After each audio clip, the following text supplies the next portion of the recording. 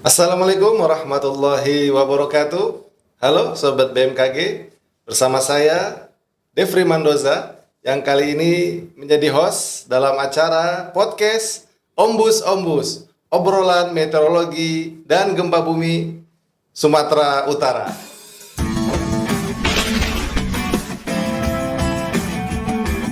Pada saat ini kami bersama Bapak Ramos L. Tobing selaku koordinator di bidang meteorologi, klimatologi, early warning system atau disingkat dengan MCEWS di Balai Besar MKG Wilayah 1 Medan. Pada saat ini kita akan ngobrol santai yang berkaitan tentang kondisi cuaca di wilayah Sumatera Utara dan pengaruh-pengaruh apa saja yang menyebabkan kondisi cuaca yang ada di wilayah Sumatera Utara. Baik, gimana kabarnya Bapak Ramos? Ya, luar biasa. Alhamdulillah. Ya, begini Pak. Jadi kali ini kita akan sedikit ngobrol-ngobrol tentang bagaimana kondisi cuaca saat ini di wilayah Sumatera Utara, yang mana kita ketahui kondisi cuaca di Sumatera Utara, khususnya di Kota Medan dan sekitarnya ini sangat begitu variasi gitu ya. Jadi kadang-kadang kita kepanasan gitu kan, tiba-tiba sorenya hujan lebat gitu. Kadang-kadang mau berhari-hari tidak hujan gitu. Sebetulnya untuk saat ini wilayah Sumatera Utara ini seperti apa Pak kondisi musimnya Pak? Baik, terima kasih Bang Depri, buat juga pendengar Sobat BMKG wilayah Sumatera Utara ya. Yes. Jadi Sumatera Utara ini sejak dari bulan Maret 2024 sudah memasuki bulan musim kemarau. Namun puncaknya nanti sekitar bulan akhir Mei hingga nanti Juli. Nah, musim kemarau yang sekarang ini terjadi di Sumatera Utara ini tidak selalu tidak ada hujan. Nah, ada hujan tetap. Nah, itu yang perlu kami sampaikan, bahwa yang kita harus sampaikan juga bahwa musim kemarau itu belum berarti tidak ada hujan. Nah, hujan yang ini biasanya dipengaruhi oleh faktor-faktor lokal maupun regional.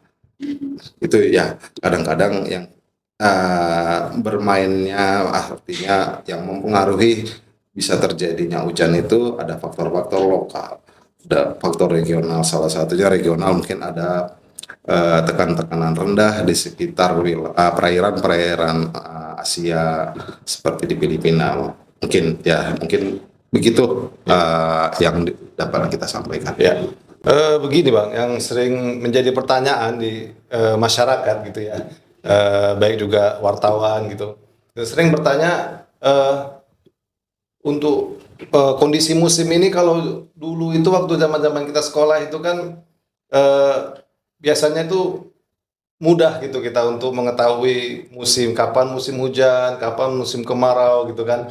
Tapi kok sepertinya beberapa tahun ini kondisi musim ini sangat begitu cepat sekali perubahannya, dan cenderung lebih sulit untuk kita mengetahui atau memprediksi kondisi musim khususnya di wilayah Sumatera Utara ini. Ini kira-kira bagaimana ini Bang? Ya, terima kasih Bang Depri. Jadi perlu disampaikan, memang dulu ya sekitar 20-30 tahun lalu ya, kita waktu sekolah itu musim berber ya, kalau bulannya ber itu ada hujan. Iya. Kemudian selebihnya itu ada musim kemarau.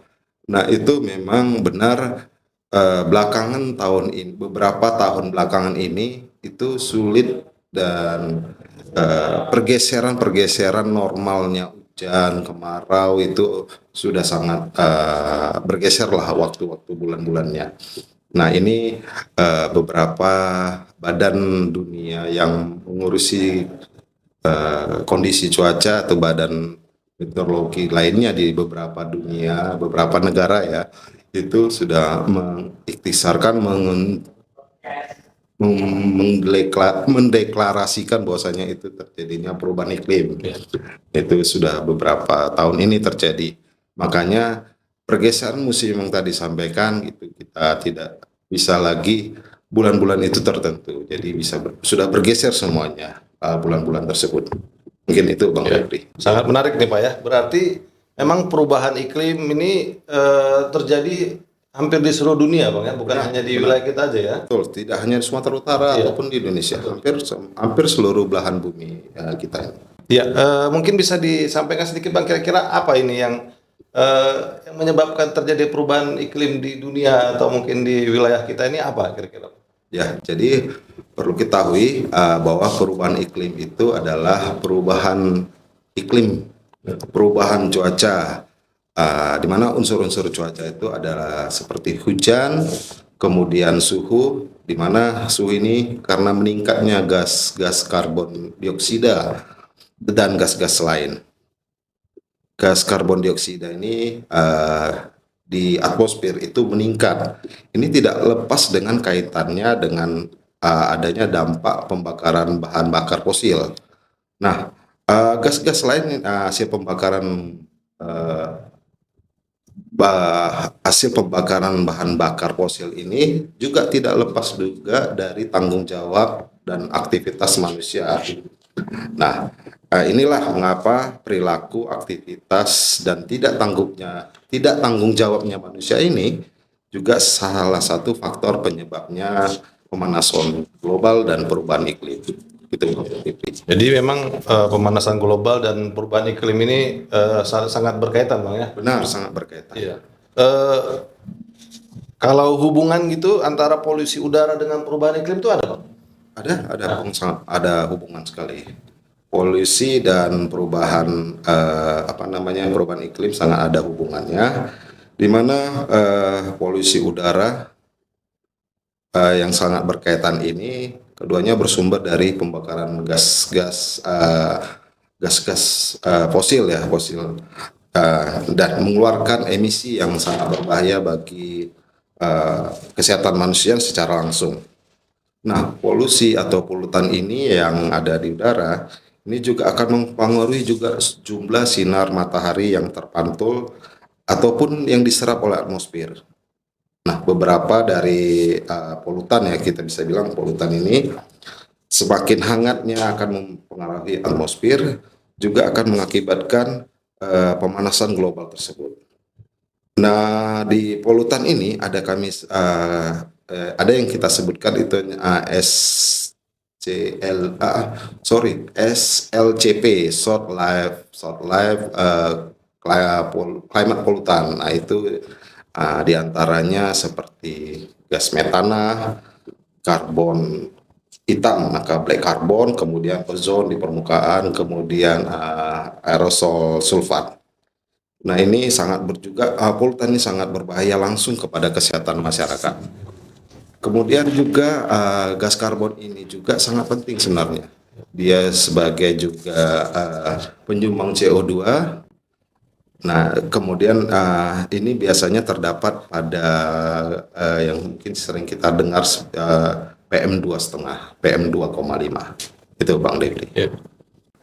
Sebetulnya gini Bang ya, sebetulnya apa sih yang menyebabkan terjadinya pemanasan global ini Bang? Ya, banyak faktor yang menyebabkan atau memicu pemanasan global. Kebanyakannya ini akibat sebenarnya paling banyak ya itu akibat ulah manusia sendiri. Ya. Misalnya penggunaan hutan dan tadi kembali lagi seperti penggunaan bahan bakar fosil itu tadi. Jadi kita dari menggunakan bahan bakar fosil akan mengeluarkan emisi asap dari kendaraan tersebut. Itulah yang menyebabkan sebenarnya pemanasan global di bumi kita ini. Ya. Kan sering kita dengar ya Bang istilah climate change itu kan perubahan iklim. Ya. Ada juga sering kita dengar juga istilah global warming gitu kan. Ya. Nah, sebetulnya ini dua hal yang berbeda atau sama ini Bang ya sebetulnya? Ya. Pemanasan global sama perubahan iklim itu sebenarnya sama. Jadi pemanasan global inilah yang menyebabkan perubahan iklim. Nah, pemanasan global yang dimaksud adalah pemanasan di ruang atmosfer kita, di mana dalam jangka waktu yang lama Nah, disebabkan karena apa tuh? Yang salah satunya emisi gas rumah kaca. Nah, emisi gas rumah kaca yang sangat berliban di atmosfer kita. Nah, jadi suhu yang lebih hangat itu akan mempengaruhi iklim kita. Nah, ah, karena sudah mempengaruhi pula jadi dengan pola cuaca gitu. Yang tadi yang saya sampaikan tadi adanya perubahan musim di salah satunya di Indonesia ya, perubahan atau bergesernya musim-musim kita. Kemudian adanya perubahan elemen alam kita ini seperti elemen udara, laut ataupun hutan dan lain-lainnya. Itulah. Tadi ada sedikit disebut tentang efek rumah kaca, Bang ya. Iya, betul. Mungkin bisa dijelaskan sedikit, Bang, apa ini yang dimaksud dengan efek rumah kaca ini? Jadi perlu kita sampaikan efek rumah kaca atau yang biasanya kita dengar-dengar di media ya, maupun kita baca di website juga apa tuh efek rumah kaca. Jadi efek rumah kaca ini sebenarnya adalah ungkapan aja yang menggambarkan bahwasanya bumi ini seperti rumah kaca. Nah, akibat dari panas matahari yang dipantul kembali ke atmosfer. Itu dia efek rumah kaca tersebut. Ya, kalau dampaknya itu kira-kira seperti apa, Bang ya? Rumah Jadi, kaca ini. ya, dampak dari efek rumah kaca ini adanya peningkatan suhu di bumi yang menyebabkan perubahan iklim dan mencairnya es di kutub dan juga suhu permukaan air laut kita juga meningkat gitu. Eh, Mungkin kembali sedikit lagi tentang pemanasan global tadi, Bang ya. Iya, iya. Eh, Ciri-ciri seperti apa tuh, Bang ya, pemanasan global itu ya? Ya, mungkin informasi-informasi yang atau di media, televisi atau di media website ya itu adanya berita-berita suhu semakin meningkat. Nah, itu peningkatan itu suhu pasti sudah pasti itu sudah berjalan dan berlangsung sampai dengan sekarang. Kemudiannya peningkatannya konsentrasi gas rumah kaca, kemudian adanya peningkatan paras muka air laut. Itulah ciri-cirinya Bang Depri. Ya. Eh, Sangat ini ya, sangat kompleks sekali, Bang ya. Jadi hal-hal yang menyebabkan perubahan iklim dan pemanasan global ini eh, banyak sekali memang yang berkaitan tentang kehidupan manusia ya. Ya, Jadi sangat mempengaruhi. mungkin secara garis besar mungkin eh, yang menyebabkan ya manusianya sendiri sebetulnya gitu, Bang. Penyebabnya kita juga Pola sebenarnya. hidup, cara hidup, bagaimana industri-industri yang dibangun oleh manusia sendiri yang mungkin tujuannya adalah untuk meningkatkan ekonomi, kehidupan masyarakat, ya kan, tetapi justru malah mengakibatkan efek yang sangat besar bagi lingkungan ya. Mungkin eh, kira-kira apa yang langkah-langkah yang bisa kita lakukan gitu, Bang? Mungkin dari diri kita atau masyarakat kita eh, untuk kita bisa minimal mungkin mengurangi kerusakan lingkungan ini atau mengurangi tadi yang seperti disampaikan pemanasan global dan eh, apa lingkungan kerusakan polusi dan lain sebagainya. Kira-kira apa yang bisa kita lakukan ini, Bang? Ya, kita bisa lakukan secara dini ya dengan sudah berlangsungnya pemanasan global dan perubahan iklim ini langkah seperti pengurangan tadi bahan bakar fosil. Kemudian mitigasinya gimana? Nah, dari yang tadi yang dari penggunaan kita menggunakan energi alam yang sangat ramah lingkungan. Itulah salah satunya kita bisa mengurangi dampak dari pemanasan global ataupun perubahan iklim tersebut. Kemudian kita sama-sama menggerakkan banyak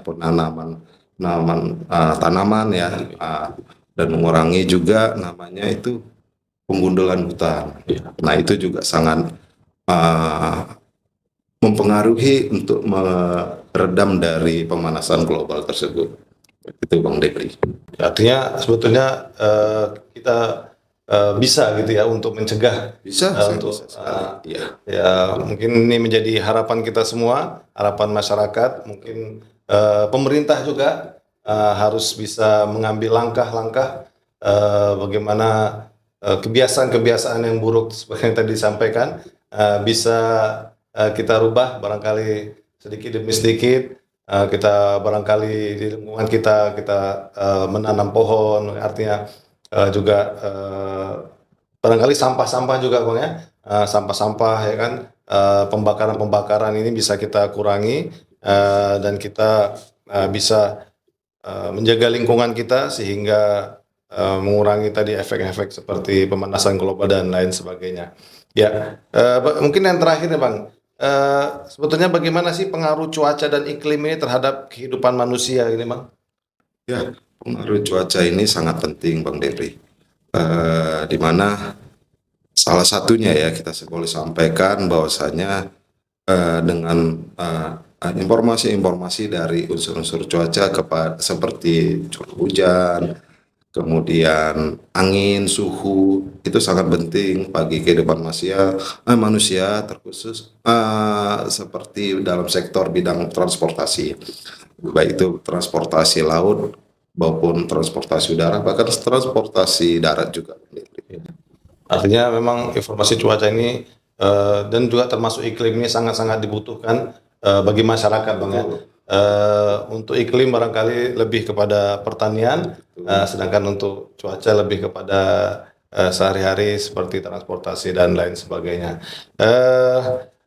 Baik, Sobat BMKG, pendengar podcast Ombus obrolan meteorologi gempa bumi Sumatera Utara, telah kita bahas bersama tadi kepada Bapak Ramos bagaimana tentang kondisi iklim di Sumatera Utara dan apa-apa saja pengaruh-pengaruh yang menyebabkan terjadinya perubahan iklim di Sumatera Utara, sebagaimana telah disampaikan tadi, yaitu kaitannya dengan pemanasan global, tentang perubahan iklim yang terjadi bukan saja di wilayah kita, bahkan di seluruh dunia juga telah terjadi kondisi yang sama, yang mana penyebabnya ya lebih kepada kegiatan manusia itu sendiri, seperti penebangan hutan, penggunaan bahan-bahan energi yang mengeluarkan karbon dioksida dan polusi udara dan lain sebagainya,